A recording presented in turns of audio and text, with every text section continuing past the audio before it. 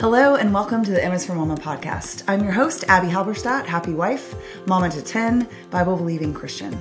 And on today's show, I want to talk about something that I get asked about on a regular basis that seems to be on a lot of mamas' minds, and I believe that it's probably on a lot of people's minds, regardless of your vocation. And that is, how do you establish rhythms in your home that create more peace and minimize chaos? Now, as a mama of 10, this is something that I've had to work on basically since I got married. I wouldn't say that I'm necessarily the most naturally disciplined person when it comes to certain areas like the organization of little bitty tiny detailed things, or of just organization in general. I'm not a huge fan of labels. I'm not great at having a spot for every tiny thing, but I have generally been someone who is fairly self-disciplined, who is motivated, who is productive by nature. And that is something that the Lord has had to grow in me as a mom, because the more kids you have, the more opportunities you have to get buried under piles of stuff, to have more schedules to juggle, to lose track of your time management skills and your discipline. And so while those things may come to me somewhat naturally, I also can be naturally really lazy. I think all of us have that lazy monster inside of us, and there wouldn't be so many proverbs about what sloth does to you, what being slovenly and what the sluggard looks like, if that wasn't kind of a caution to just about everybody. So I want to encourage you that while we do absolutely have some rhythms that work really well for our family now, and I'm going to share some of them specifically with you and some concepts with you that could be applied to your home as well, I by no means think that I've got this rhythm thing perfectly figured out for everyone or even for our own family. And something that I'm going to emphasize is flexibility. I really feel like it's important to reassess and to return to what's working and what isn't. So as we talk about establishing rhythms in your home, I think it's important to acknowledge your personality type without wallowing in it. What I mean by that is this.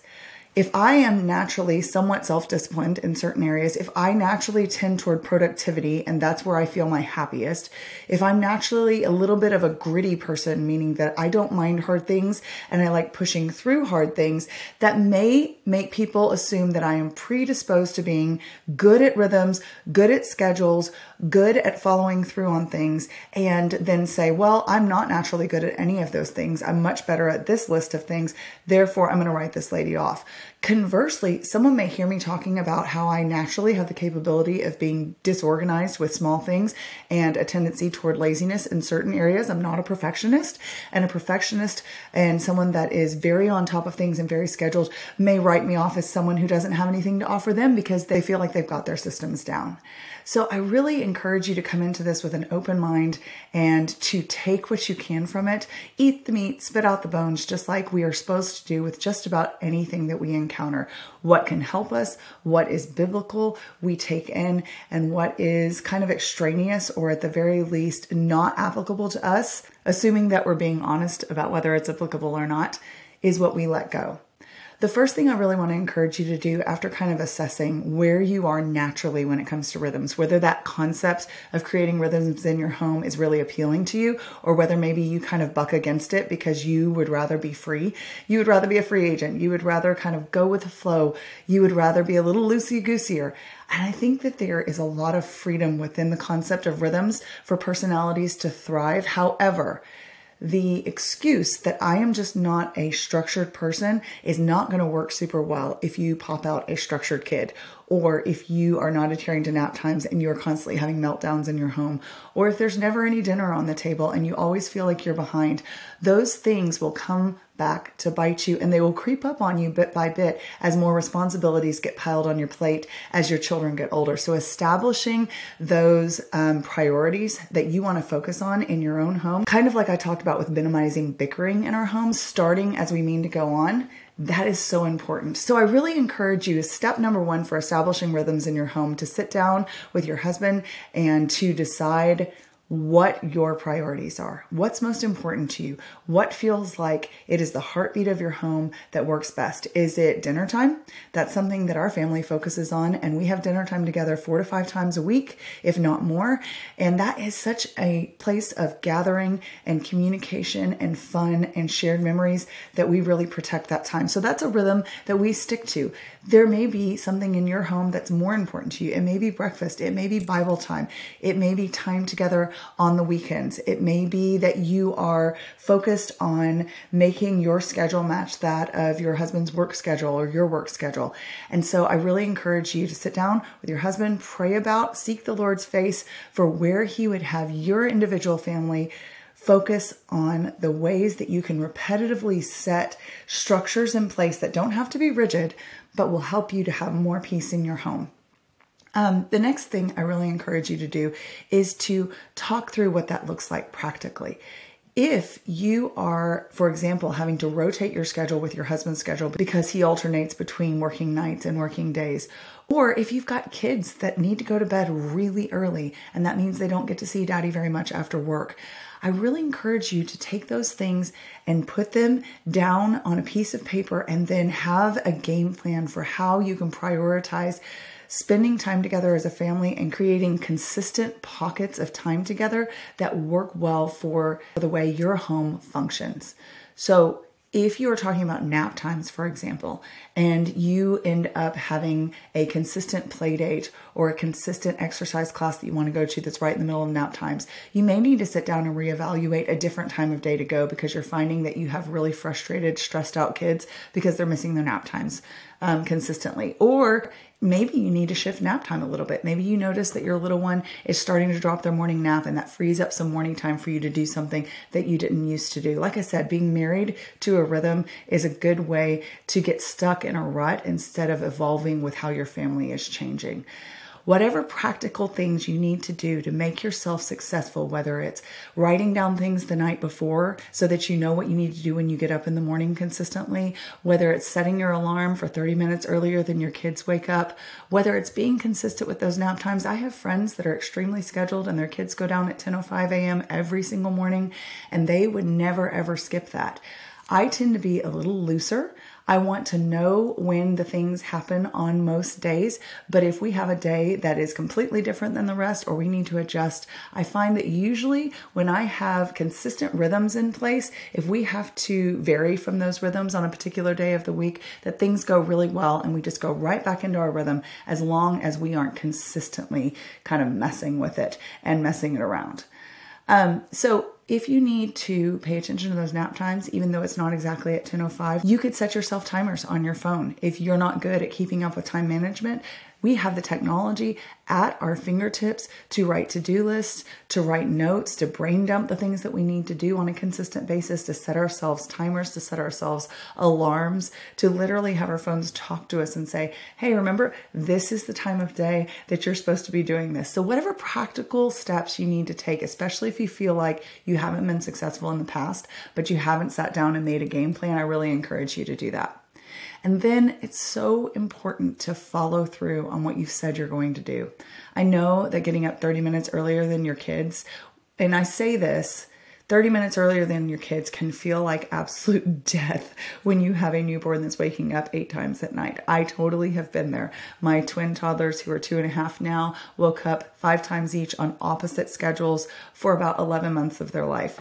And that was so hard on me as a human being who needed sleep. We all function better when we get regular sleep, to keep those consistent rhythms. So I was much kinder to myself during that period of my life on getting up early before my kids. But as a general rule, I want to be up and have an idea of where I'm going with my day, time with the Lord. Even if I have a little 3-year-old beside me during that time, at least I'm not having to field requests and questions and interactions from as many kids as usual. And that usually sets the tone for my day really well. So that's important to me in seasons where I'm not completely sleep deprived, to put that in place.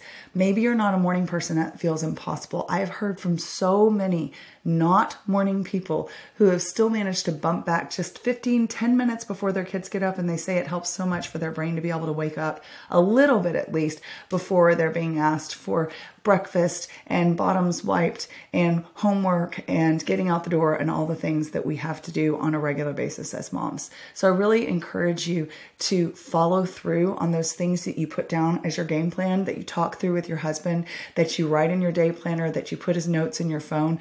When that alarm goes up, swing your legs out of bed and get out.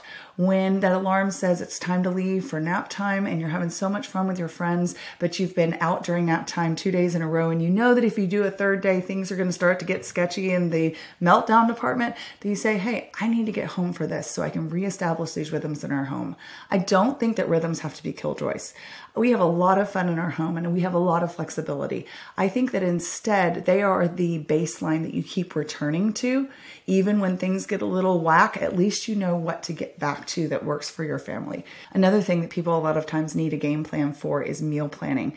I'll talk to you a little bit about how I do meal planning here in just a minute, because I'll give you some specific examples from my life, not because I think that they will work for everyone, not because I think that they are the best way to do things, but just because I know as human beings, we want to hear examples of how this practically plays out in other real humans' lives. So I will give you those examples, and I hope that you can take them with a giant grain of salt, both in censure and admiration, that you can say, oh, I would never do it that way. That's fine. Or, oh man, I wish I did it that way. No, that's not necessary. I think there is so much freedom to find the things, and I always say it, that work well and bring life and peace to our own individual homes. So meal planning, I always suggest to do it on a particular day of the week. The way that I do it, I'll just go ahead and tell you, is to write down 5 meals for dinner that I'm going to do during the week. The reason that I don't do 7 is because we have a Wednesday night meal at our church that I do not cook for. And then we go out on dates on Thursday nights, and I don't cook for that, although I do supply the ingredients for my kids to cook that evening. And I will try to have something in the fridge that I know that they can make. And there will be another podcast one day about teaching our kids to be self-sufficient in the kitchen, because I get a lot of requests for that. But for now, I'll just say that my kids have a pretty decent repertoire of very basic, nutritious meals that they can whip out in 30 minutes to an hour, that if I provide them the ingredients, that they can get that done. And that's something that my current self is very thankful to my past self for doing with my older kids. And I want to continue doing that with the middle and younger kids as they come up. Fortunately, the wonderful thing about training older kids and pouring into them and investing skills in them is that they often demonstrate and model and pour those things down into their younger siblings. And so you don't necessarily have to start over from scratch, which is great.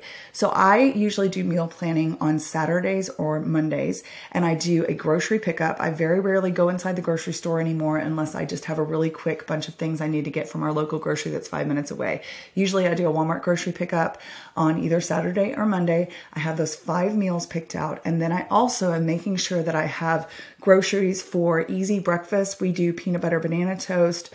We do eggs on toast. I always have granola in the house. I always have yogurt. We just do plain yogurt that we add honey to. I always have fruit in the house. So my kids have options. And I'll talk to you when I give the list of kind of the rhythms that we have landed on that are working for our family well right now about what breakfast looks like a little bit more in just a second. And then lunchtimes, we do a free-for-all. So again, leftovers or groceries that I have in the pantry or the fridge, the kids know that they have access to those and that they can make anything they want as long as they clean up after themselves afterwards. So that's another area that I hear people struggling in a lot. And I really want to kind of destigmatize the concept of meal prep being really complicated. I don't think it has to be gourmet. I don't think it has to be complicated. I don't think it has to take a long time. So my really easy process is sitting down and writing out 5 meals or jotting down the ideas for 5 meals, making sure I have all the ingredients for those in my grocery pickup so that I can look at my list and then look at my online grocery pickup, which thank God for grocery pickup. It is such a wonderful advancement in technology, I'm going to say. And then I can pick those groceries up and come home and know that I've got them and I don't necessarily have to run to the store for anything. So again, setting yourself up for success by prioritizing, setting yourself up for success by writing down the practical steps and then actually doing those things consistently day after day. That's how rhythms are established. We won't get consistent rhythms in our home by doing it once a month or once every 2 weeks. We have to be willing to follow through. And then the other thing that I mentioned is that holding rhythms loosely, or at least being willing to reassess what is and isn't working, is so key. We're going to be sometimes adding kids to our homes, and babies always shake the schedule up, always change the rhythm up at least a little bit.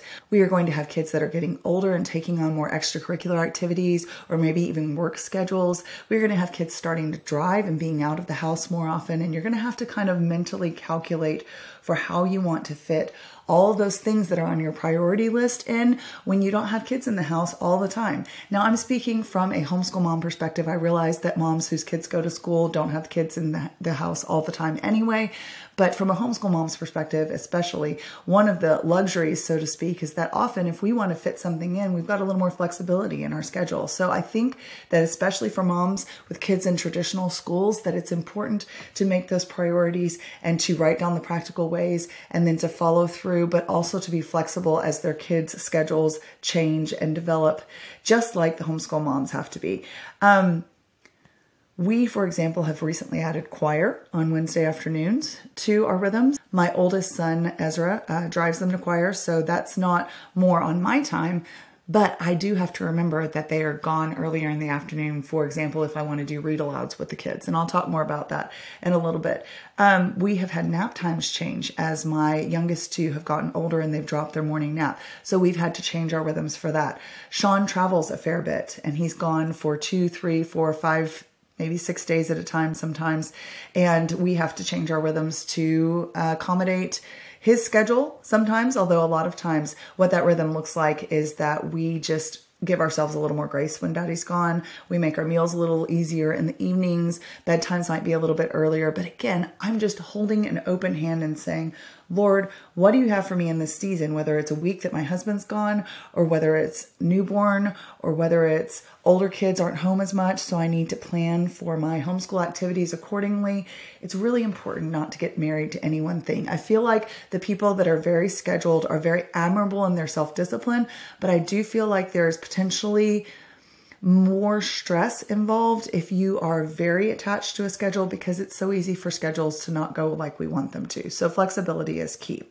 So I promised you that I would give you at least an idea of some rhythms that are working well for our family in this season. Now, some of these things we've been doing for years and years because we found that they work really well for us. Some are a little newer. Some are going to change next year. Some are going to change in 2 years. Some may just keep on going. So I just keep repeating that because I think it's so important to understand that if you hear something that we're doing now and you think, man, I can't imagine ever doing that. But then you turn around and honestly assess that your stage of motherhood is very different than mine. You may find yourself doing this in 5 years. You may find yourself with a little more freedom or fewer clingy babies. Not that clingy babies are a bad thing, but they do take a lot of time and they do force you to really carefully assess what rhythms work best for you so that their schedules can be accommodated and they're not fussy.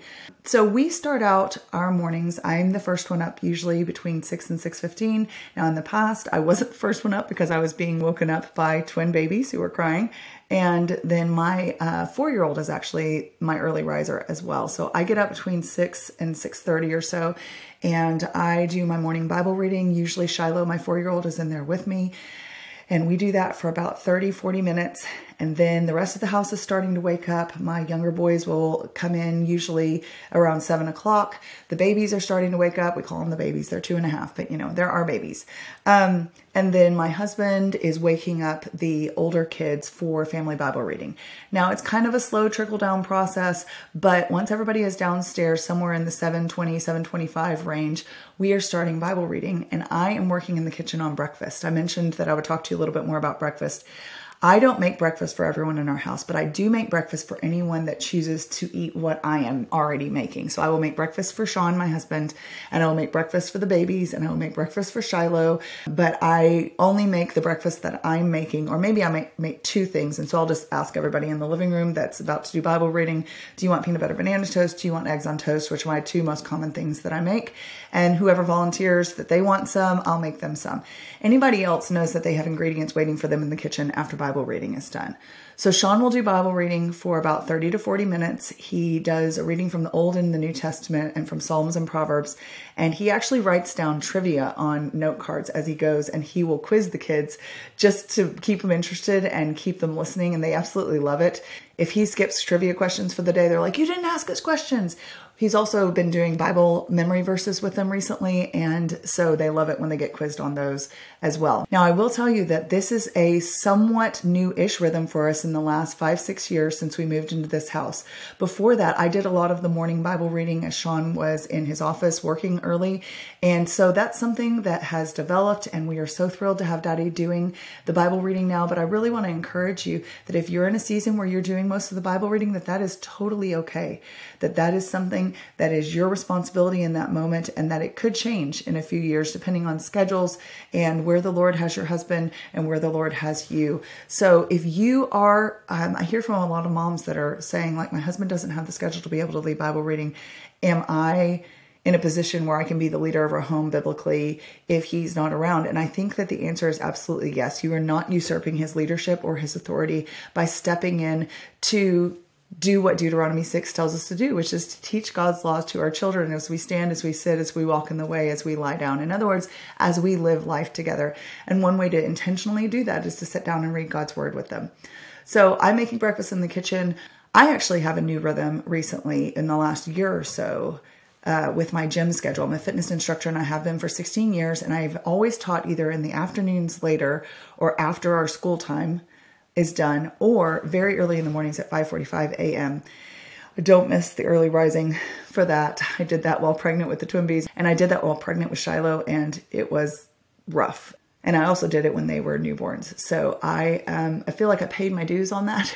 And so I'm really enjoying the fact that I have kids in a stage where if I get them going on math in the morning, I can actually take the 3 youngest, who are the most disruptive. We have 2 2-year-olds who are in a very exploratory stage. They are into everything. They're curious about everything. They're cute as they could possibly be, but they are a lot of work and they will shoot off in different directions while I'm trying to do math and I have to go chase them down. So it's actually kind of nice to be able to go and teach during that morning time while my kids are doing what we call our morning routine.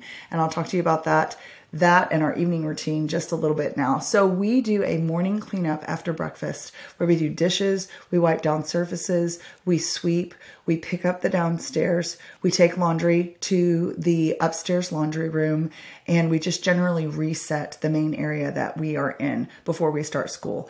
And the kids are working on that while I go and take the smaller kids with me to teach. They're in the gym childcare, and then they get going on math. And I come home and I jump in and answer any math questions that they have. And then we get going on language arts next. So because they know that those are the 2 things that we start our school day with consistently, and that won't change from day to day, that's a rhythm that works well, that allows me to take the younger children out of their hair and then teach my exercise class and come back and jump right in. I will be giving the little kids their lunch and answering any questions, getting us going on language arts. Then I'll put the little kids down for naps and keep going with school. With the middle kids, the younger to middle kids, I have a 1st grader, a 2nd grader, 2 4th graders, a 7th grader, and then my older kids are very independent with their homeschool co-op work. We do a 1-day-a-week university prep homeschool co-op that actually has another half day for science and math for the older kids, for the high school ages and up. And so we've been doing that for several years. And before that, I've done other homeschool co-op options. So again, this is a rhythm that's working well for our family now, but we've had different things that have worked well for us in the past. So my kids are very independent from ages about 12, 13 and up. And I was the same way. I was also homeschooled. My mom taught me how to time manage. She taught me how to critically think. She taught me how to organize my subjects. And I was very motivated and very self-sufficient from about upper middle school up. And so I have invested in my kids throughout their elementary ages to get them to that point as well. And they are doing exceptionally well managing their time and turning in their assignments on time. Some of them they still do with me. I grade their stuff. I look it over. I answer questions, but they're very self-directed at this point. So I'm focusing on the middle kids and the younger kids after lunchtime and after babies in Shiloh are down for naps. We finish up usually with our school with the younger and middle kids around 1 or 1:30. And then my younger kids, 6 and 8, go down for quiet time. And my girls will usually do something like work on their Duolingo, which is their language studies. They will work on cleaning their room. They will bake something. They will go outside and play, whatever it is. It's just kind of some free time in the afternoon while the younger kids take quiet time and the little bitty kids sleep. I will flip laundry, answer emails, and then I'll let them know that we're going to be doing some read alouds. Usually it starts between 2:30 and 3, between 2 and 3, I would say. We will usually read aloud for about an hour. By the time we're done, and also major mom hack, this is my favorite thing to tell young moms who have kids that are getting older and more capable of helping out with household chores, teach them how to fold clothes. My kids actually fold laundry while I read aloud to them. Our read aloud usually consists of a Christian Heroes Then and Now book, which I highly recommend. Definitely do a Google search for that, or I'll put those in the show notes. A fun fiction book that we're reading aloud together, and then some Bible memory in the afternoons, and they fold clothes, and it is so awesome because the laundry gets folded and they enjoy it because they love read aloud so much. They've even in the past asked me, do we have any laundry to fold so that we can read the book that we're reading, because they're so eager to get to the next spot. So that is a major mom hack that I really love to share with young moms that are, like I said, starting to have kids that can be more capable, because it will save you so much time. I actually sort of miss folding laundry because it's such a mindless thing that you can listen to a podcast and do, or listen to a book and do, or watch a show. But I think that my time is better spent reading to my children, honestly, and they don't mind folding laundry at all. They knock it out because they all work together, and many hands make light work. When we're done with laundry, we have free time at the end of the day. Everybody's done. I say the end of the day. It's really the end of the afternoon. Everybody is done with their school and they are doing various activities. They are playing games together. We have a pool table. They're playing pool. They're reading books. They're hanging out. We don't do technology until 3 p.m. And so at that point, they're allowed to text a friend or play a little bit of computer time if they have a penny from our penny reward system. And again, I am usually doing some sort of blog work at this point, or flipping laundry, or taking care of some other household task. And then I'll start prepping for dinner. We actually don't usually eat until 6:30 or so, which is kind of late for a young-ish family, but that's just how it works out for us.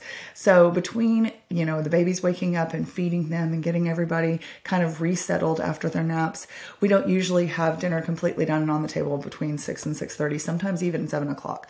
By that point, Sean's been done with work for a little while, and he's spending time with the kids. He's doing any kind of work around the house that he needs to do, and they're interacting with him. We have dinner together, and that usually is about 45 minutes of sitting and talking. The babies are running around. It's just kind of general slight mayhem. It's fine, but it's very busy. We usually eat around our big kitchen island instead of our dining room table. It's just more convenient. We might watch an episode of All Creatures Great and Small together, or Jeopardy, or American Ninja Warrior, or something that the kids enjoy. And then it's time to head into the bedtime routine. And we have spent so much time together as a homeschool family by this point that bedtime is simple. We do potty, we do teeth, we do maybe a short story for the little guys, and then we do hugs and kisses and bedtime. We don't draw it out. We don't make it complicated. And honestly, this rhythm of keeping things very simple has worked so well for our family that I don't see us changing it much in the future, because people are convinced that bedtime must be absolute chaos in our house, and it really isn't. It's pretty calm and it goes pretty smoothly. The thing that I did not mention as part of our rhythm is that we also do an evening routine which mirrors our morning routine. The way that works is we don't have charts and schedules and specific chores written down for specific kids. Instead, we do lots of repetition of the same chores for the same kids for a long period of time. And I've heard from so many moms that have tried the rotating chores and they just can't keep up, and they keep forgetting to change the marker over to this person doing this on this day. And they've said it has been such a game changer to make our routine something repetitive so that our kids become experts in that particular thing before we ever change it around. And I agree that it is such a freeing thing to a mama's mind and to the kids' minds to know what to expect and to know what's expected of them. So we do another reset of the main area that we've been using all day, the schoolroom, the downstairs bathrooms, the kitchen, the living room, the dining room, picking everything up, putting it away, wiping down surfaces, doing the dishes, unloading the dishwasher. All of those things get done right after dinner time. And then we will slide into any kind of bedtime routine or pre-bedtime activities, and then bedtime routines. So that's basically a full day for us, and a really consistent homeschool day for our family. Again, if you heard that and you thought, That's kind of similar to mine. I could do a tweak here or there, or that's nothing like mine. I don't think that would work for me at all. Either answer is great. I think it's important to glean what we can from what people are doing well and to try to have an attitude of learning rather than criticism, but also not to take everything in wholesale and say, well, that's it. I'm overhauling our entire routine system. We are going to have completely different rhythms tomorrow, because we know that any kind of drastic change like that is very likely to fail. So hopefully that's encouraging to you as you think about establishing rhythms in your home, or maybe you're in a season of where you need to reassess what rhythms are working well for you, that this is what I'm doing too all the time. Each year on our date nights, we end up talking a lot about what's working well for us, what we need to change, what we need to tweak. So I think that this is a universal thing, and that it's really wise to pay attention to the heartbeat of your home and what works well and what doesn't. Just know that rhythms take discipline, they take effort, they take intentionality, they take follow through, and they take flexibility. And the good news is all of those things make you a better mom, which is what we're striving to be in Christ's strength each and every day.